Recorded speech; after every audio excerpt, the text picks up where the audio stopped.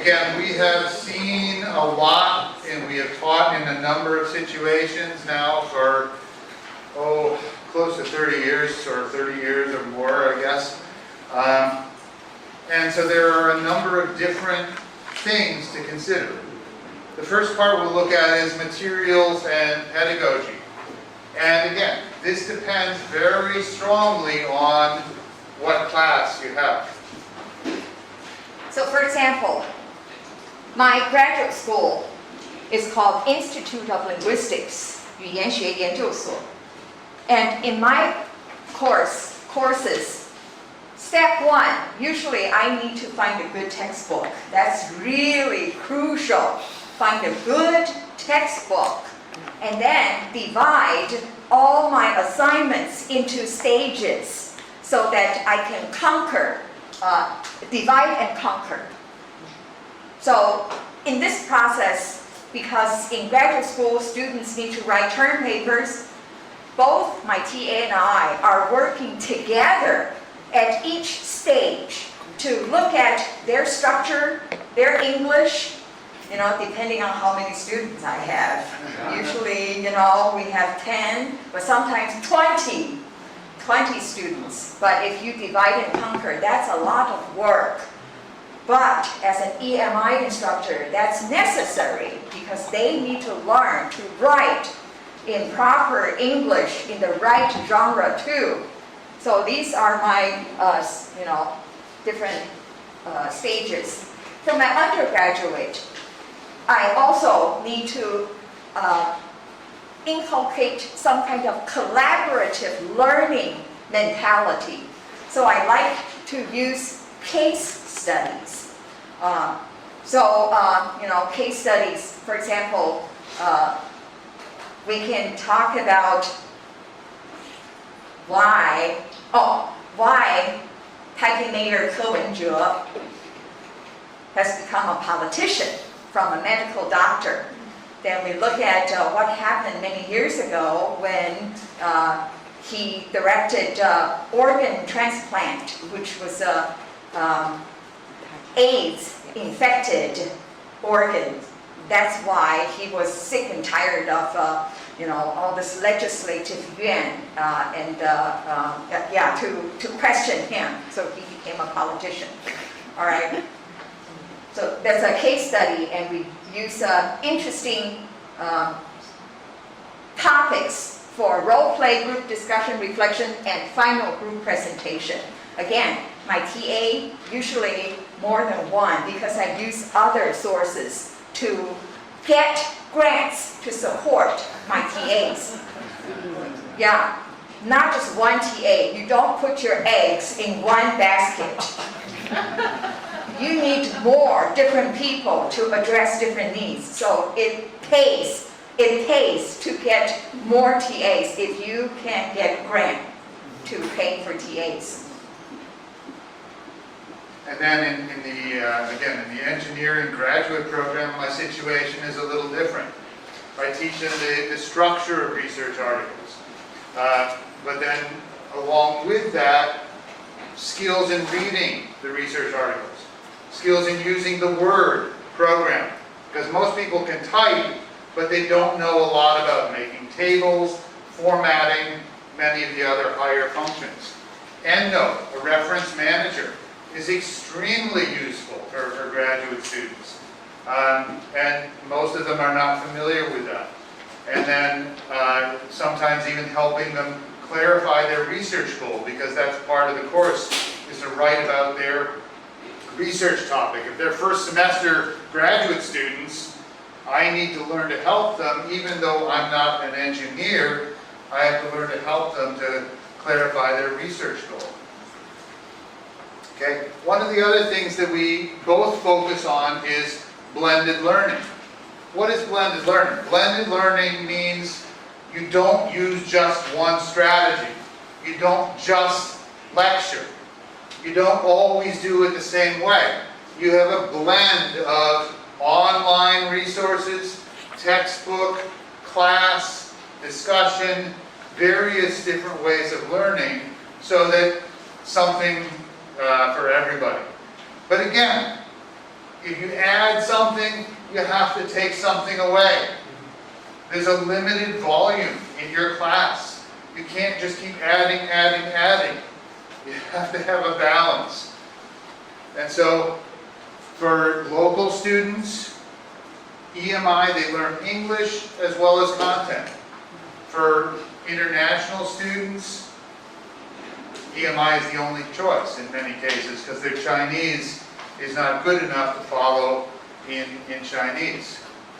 But by using a mixture of oral, visual, such as PowerPoints, illustrations, videos, it helps them to understand no matter what their learning style, no matter what their background. Another thing that we do every week, both of us, is provide a chance for immediate feedback. We have an e-course system, which is an online system for the course, and we have a chance for them to provide feedback on that system every week. Just to say, what did you learn? What did you like? What did you dislike? Do you have any suggestions? Any questions? So that immediately we know, particularly in the first few weeks of the course, if you address their felt needs in the first few weeks of the course and you say, I'm paying attention to your needs, then they're with you. Let me tell you the secret why I use immediate feedback so well that I have won Best Teachers Awards many times. Every class, before the class is over, I save 5 minutes for the students to answer 4 questions. What do you like about today's class? What don't you like? What have you learned? What questions do you have? So basically, likes, dislikes, what have you learned, and what questions do you have? In 5 minutes, they wrote down everything. Then, as soon as I collect them, I start to do another PPT, addressing all their questions. The next class, next time when we meet again, I spend the first 5 minutes addressing all those questions. If it's urgent, I immediately write an email to the student to answer his or her question. So when I do that, my students feel, oh, my teacher cares about me. You know, my needs, my struggles, my problems. You know, she understands me and she cares about me. That's important. So all the problems can be solved before they become too big. That's the trick. And it has served me very well. So I hope you can also use this. I learned this from somebody else in a teaching workshop. Yeah, and that has served me very well. 5 minutes, it will save you a lot of troubles, and it will get you Best Teachers Award. See, it's not all student directed, right? Okay, so what does blended learning include? It includes a textbook. If it's an EMI course, it should be in English, because that's where they will learn the vocabulary. And they can read it ahead, they can check the vocabulary, and then when you talk about it in class, they are already prepared. You may include MOOCs, online videos, other online materials, PowerPoints, PDFs, software, classroom activities, assignments. All of these are part of the learning experience. And in my class, I always like flipped classroom. Even though last night at our dinner time, we said flipped classroom, that's a passé, past tense. We don't hear about this kind of word. You're wrong. It's still there, even though we don't talk about it. We just take it for granted. Flipped classroom. So my students always have to read the assigned chapters before they come. And sometimes I use Kahoot to check if they have already grasped some of the ideas. So if you tell them you need to do that, you need to have a mechanism to check if they have done their homework. And if they haven't, they feel, oh, I'm ashamed. How can I possibly, unprepared to this class? So I took time making all kinds of MOOCs to strengthen, to give supplemental materials for my courses. Okay. And in my case, again, similarly, as I mentioned, I also use a flipped classroom. I wrote a textbook because there wasn't a suitable one available. But with that textbook, I made PowerPoint summaries of each chapter. So if they don't want to read the whole chapter, or it's just too much, they can watch a 10 to 15 minute summary of the main points of that chapter. And also made a MOOC for the first 9 lessons that talk about the structure of research articles. And after so many years of learning to teach, I decided to write a research article to summarize my framework. In other words, in an EMI class, first of all, we need to look at our language use. I remember our professor in mathematics said, where does my confidence come from? Our confidence comes from our expertise, in your case, using English to explain math.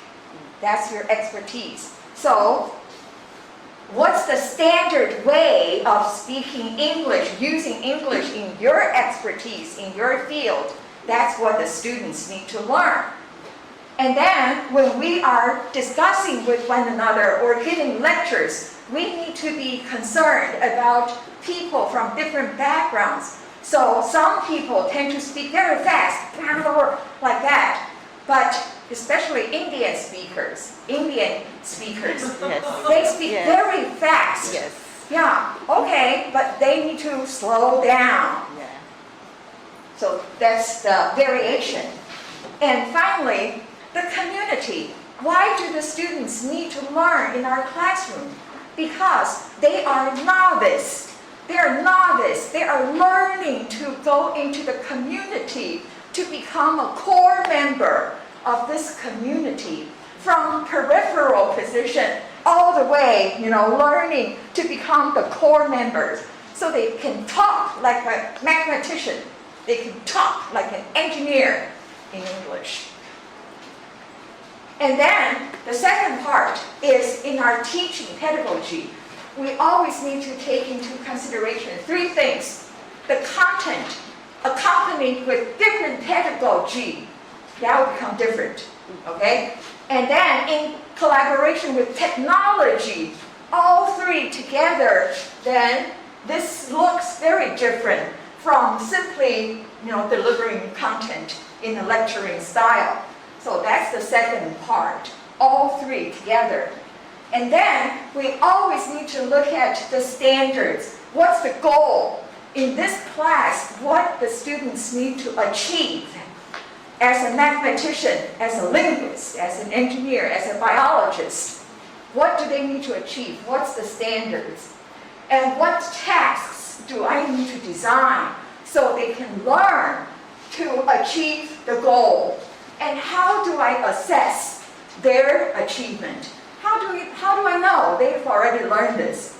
So I have constant evaluation using Kahoot, using online testing, quizzes, this and that, or just verbal checking.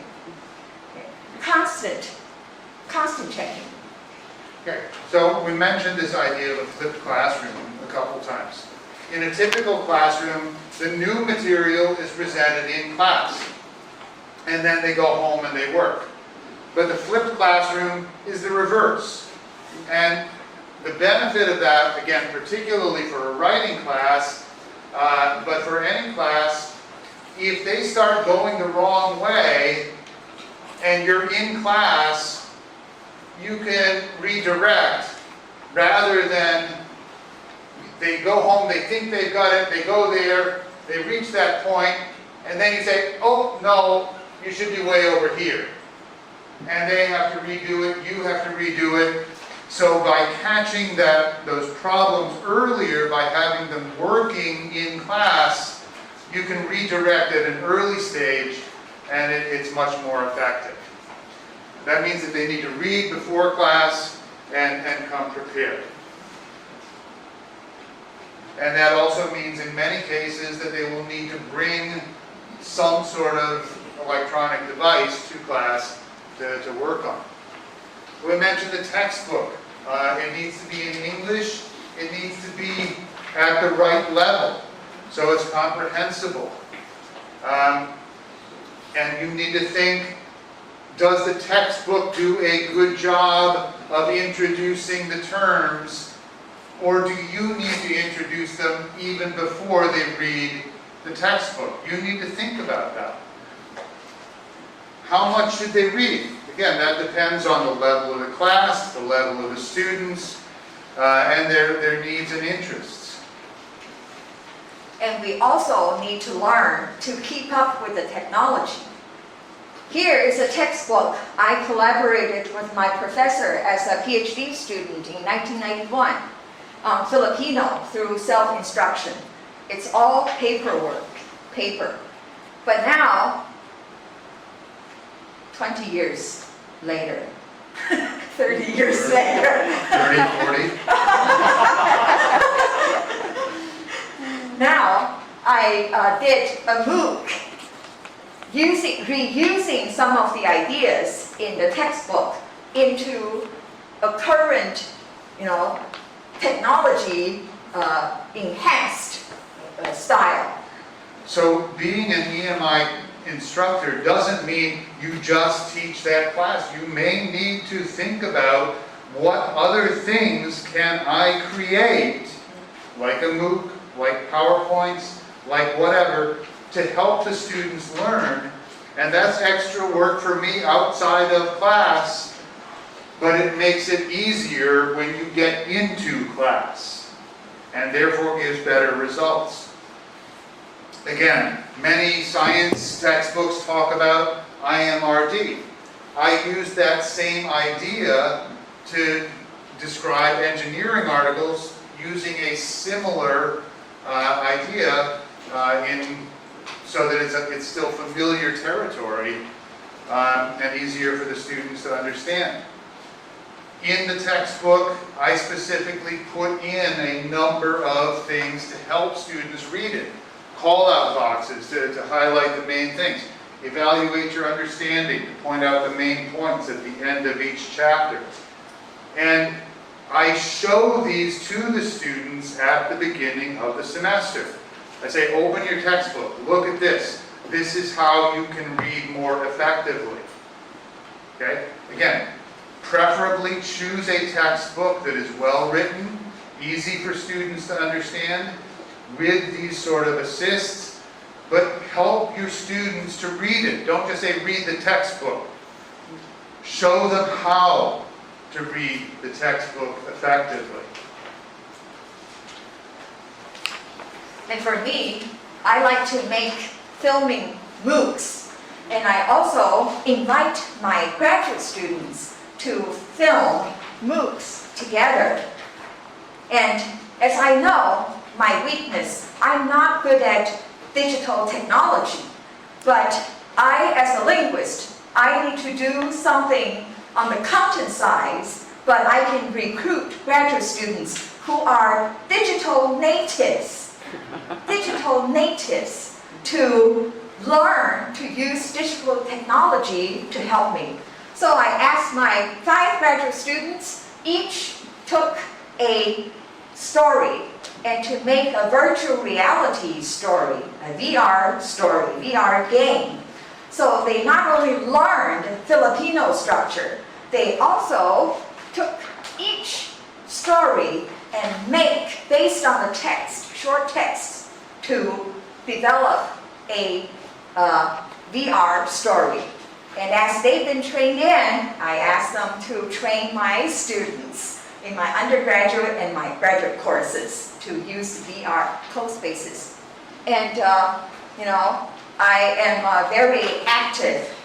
I like to try new things. So, Energizer. Energizer. energizer, yes. I hate boredom. I don't want to be bored. I want to try new things to learn, to teach, to learn a foreign language. So I asked an engineer, a PhD student at CCU from Indonesia, to develop a chatbot. So my students can learn to use that program to develop their own chatbot. They can, so I put it into practice into my Indonesian undergraduate classes and to my applied linguistics courses. Okay, and again, as I mentioned, for academic writing, I not only teach the structure of articles, but there are a lot of Word functions, Microsoft Word, that are very useful that a lot of students don't learn. They just know how to type. And so I incorporate that into the class.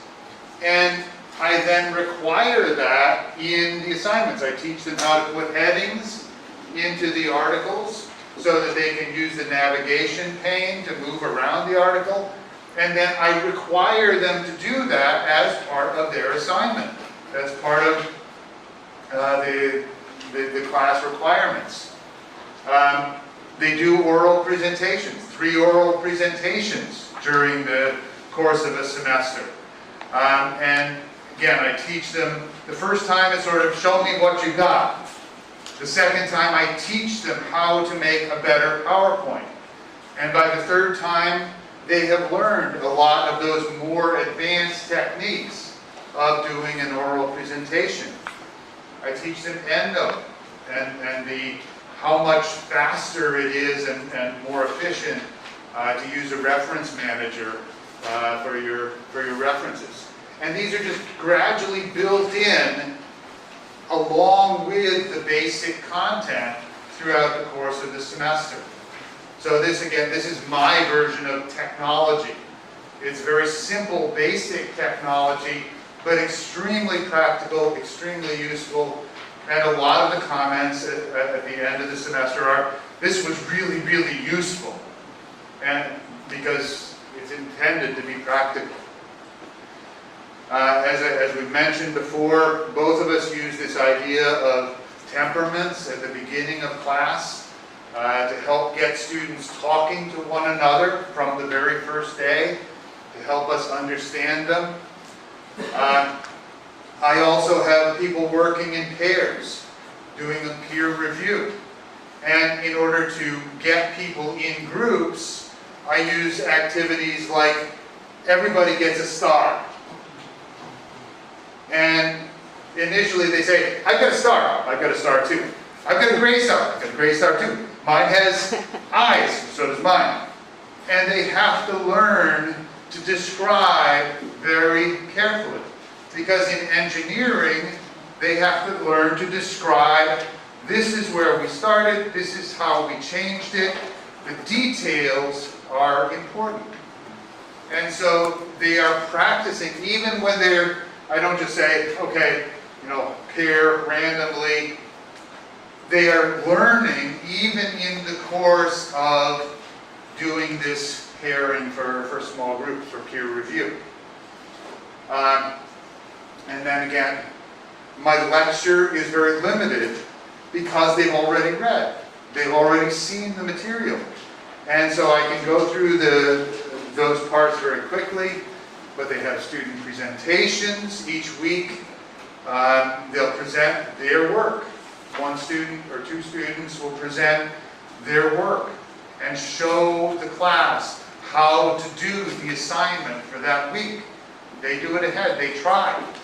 And then that provides a model for the other students of what they are going to do in class.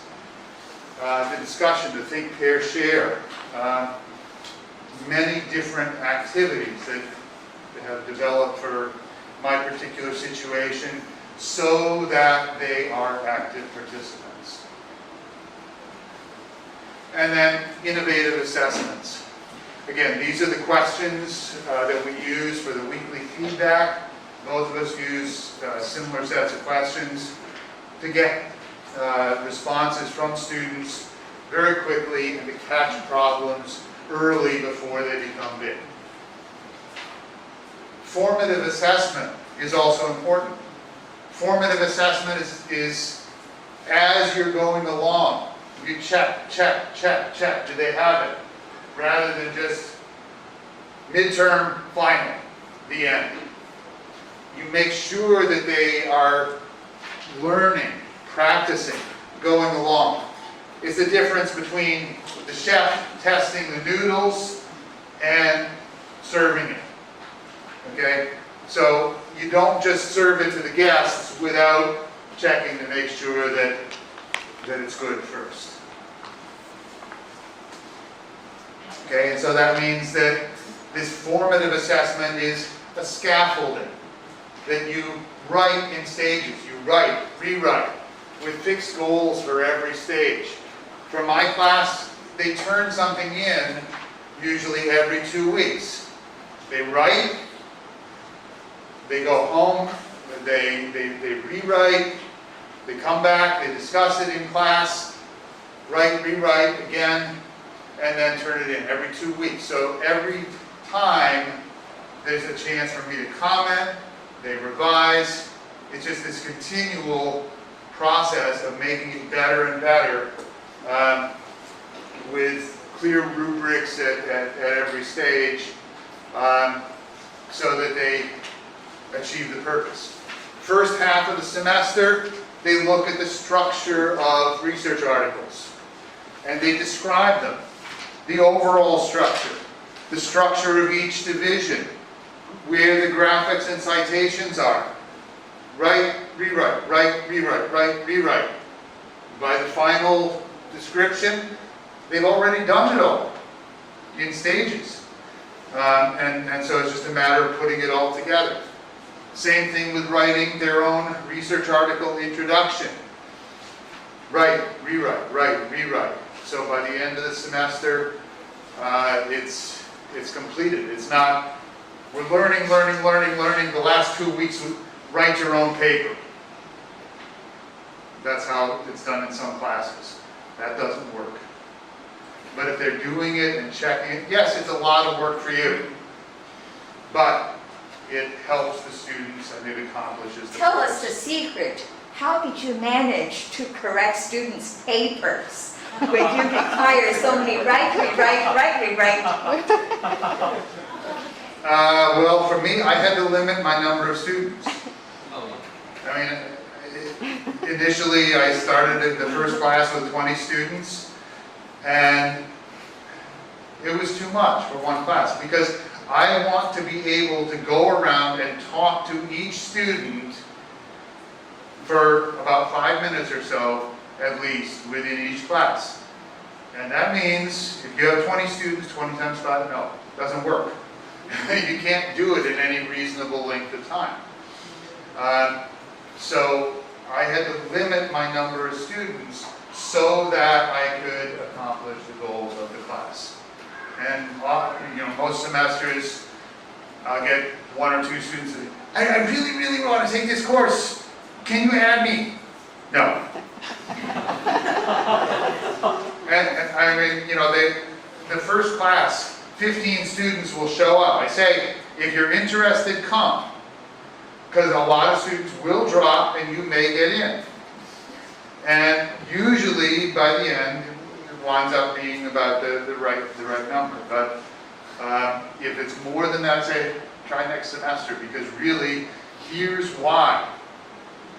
I have made a commitment that I will talk with each student individually for a certain amount of time.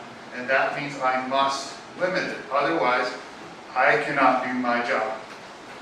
Even though you have 10 students in your class, at each stage, do you have different strategies when you correct their English? Of course. So, thank you.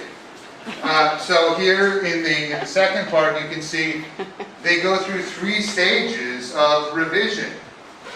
And at the first stage, I only look at the overall organization. I look at the paragraph structure, the paragraph order. Then I look at, in the second stage, the clarity. are there connectors between one paragraph and another? Then finally the English and the format. So at each stage, each time, I don't correct all of their English.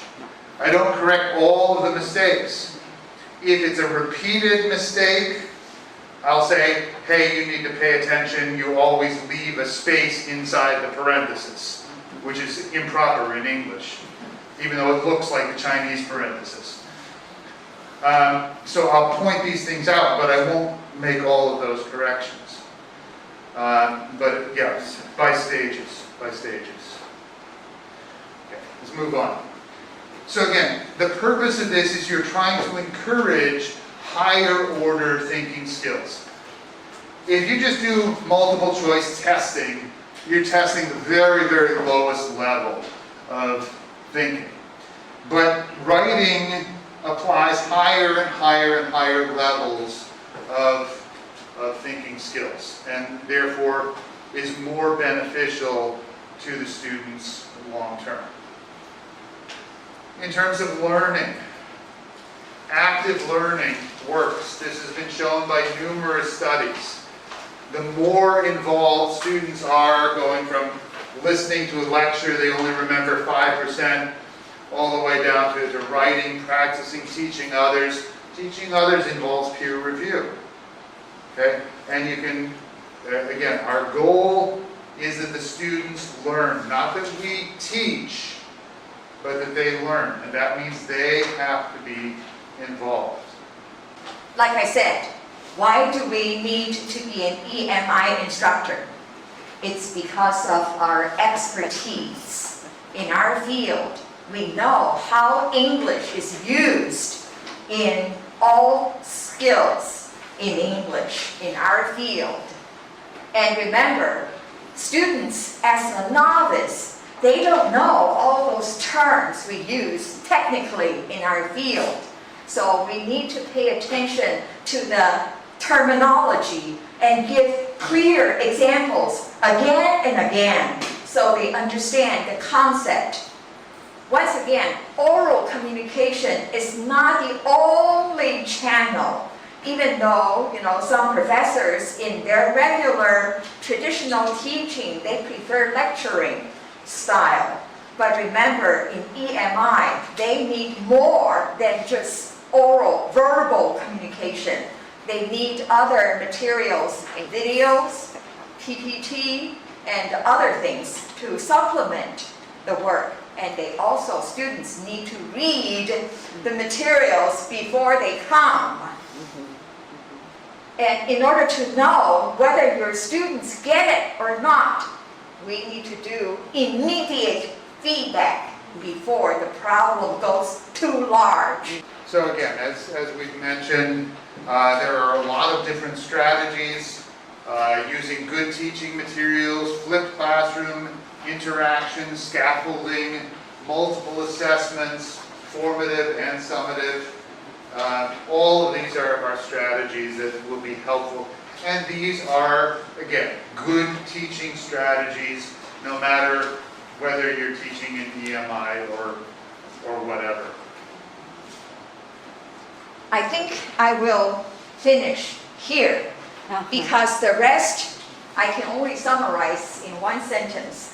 Why don't people understand my class? Because I talk too much or beyond their level?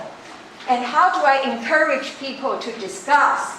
I need to have a limited task, manageable, not just talk about A, B, C, D, all kinds of things, but we have a fixed goal.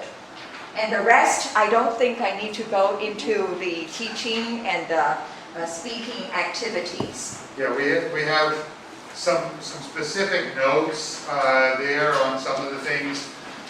Victoria has taught listening and speaking, and I teach writing, reading, and writing. And so we have a lot more material than we could possibly cover. Feel free to reduce. Yeah. Reduce. We already reduced this quite a bit, but Feel free to look through that. We will be here the rest of the day. If you want to talk at lunch or during any of the breaks or whatever, we'd be glad to talk with you further about that.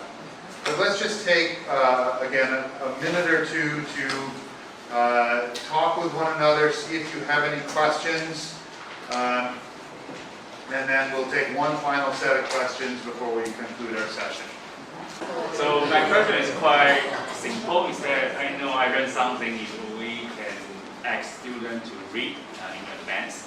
So, but you know is that we can always ask them to read. But how if you any tips to check student or encourage them to really read the materials? Because you know sometimes we just jump into the class and some students seems like they are not going to respond.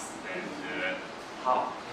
Okay, so basically, how do we get students to read and how do we check? If quiz, yes. But if, that's terrible. Students will hate you. A much better way, from my perspective, is if you expect it, if you expect them to know the material in order to be able to do the work in class, they have to have read, then they learn it's beneficial to do so. Otherwise, like, I don't know what to do. Well, did you read? No. I have Okay. two strategies. Number one, when the class begins, I would ask, who has read the materials? Then sometimes you would have one student or several raise their hands. They say, if I just read a little bit, does that count? I say, yes, as long as you open the book, you know, read something that counts. Then you see some people raise their hands. Then I said, who would like to share just one point they remember from the textbook? Then maybe one student will say this, and say, what else do you remember? Another say, 1 point. Can't be more than 1 point. Okay, I found that's helpful. And in the next time, who has read the materials? You can see a few more hands. And then, again, just ask people. That's my first strategy. Yeah. Again, it's something that you have to build in, because they're not used to it. You have to teach them. In this class, it makes a difference. I don't care about your other classes. They may say read and, it doesn't matter. In this class, it makes a difference. You have to build that into your class. My second strategy is for graduate students. The first one is for undergrad, which is more friendly. The second strategy is I assign you to give a 8-minute presentation of this chapter. Yeah, sometimes students tend to have 20 minutes. No way. 8 minutes. No more, no less. Give me a good presentation. I also check their presentation ahead of time to see everything is correct and manageable. So that's the second strategy, which works. So you can see whatever they misunderstand, in their PPT. So that's the second strategy. That's also built in your assessment. Yeah, and likewise, I have the student presentations. It means they at least read 2 or 3 times a semester because they have to do the presentation. But if they begin to learn to do that, and again, if you choose a good textbook and you teach them how to read it, so it's not just like, English, but you teach them how to read it, then that can help as well. Especially when students read an English textbook, it will take 6 years for them to keep reading those materials in order to have no new vocabulary. Otherwise, they will keep checking the new words, still don't understand the whole structure. Because I struggle with that. It takes me 6 years in graduate school to be able to read journal articles without any new vocabulary. So it is a big challenge for students to read in English. That's why you need to check what have you read, and then help them focus without being overwhelmed by so much material. But just use 8 minutes. Give me the main points.